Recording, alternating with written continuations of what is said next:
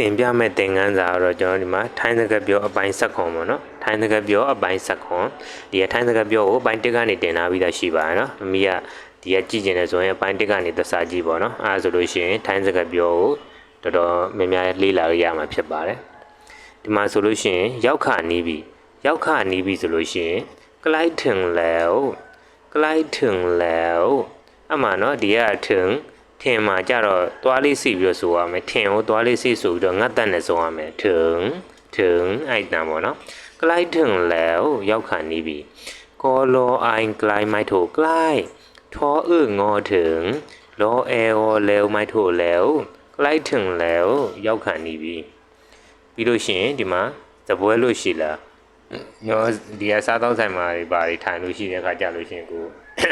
မေးတဲ့အခါကျရင်နော်စပွဲလို့ရှိလားဆိုရင်မီတိုဝမ်လူပလောင်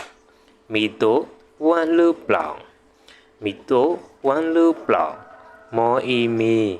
တောအိုတိုမတ်ရီတိုဟောအာငောဝမ်မအေဝမ်ဟောရောရပေါ်လောအောင်ပလောင်မအေပလောင်မီတိုဝမ်လူပလောင်စပွဲလို့ရှိလားငွေပမာလဲလို့ရလဲငွေလဲတာပေါ့နော်ကိုကဥမာငွေနဲ့ထိုင်းငွေလဲတာဒီကထိုင်းငွေနဲ့ဒီကအမေရိကန်ဒီက US ငွေလဲတာအဲ့လိုတွေပေါ့ငွေလဲတဲ့ခါသုံးတယ်ဆိုလို့ရှိရင်ငွေပမာလဲလို့ရလဲဆိုရင်လက်ငွန်ထီနိုင်လောအဲကောလဲငေါနော်ငွန်ထောအီထီမအေထီဟောနော်အိုင်းနိုင်လက်ငွန်ထီနိုင်ငွေပမာလဲလို့ရလဲဒီမှာသွားကြဆိုရင်ပိုင်ကန်ထသွားကြဆိုအမှာထေးမှာကြတော့ဒီကထေးမဟုတ်ဘူးเนาะအာကောင်တန်နဲ့ထုတ်အဲ့လိုဆိုမှဖြစ်ပါတယ်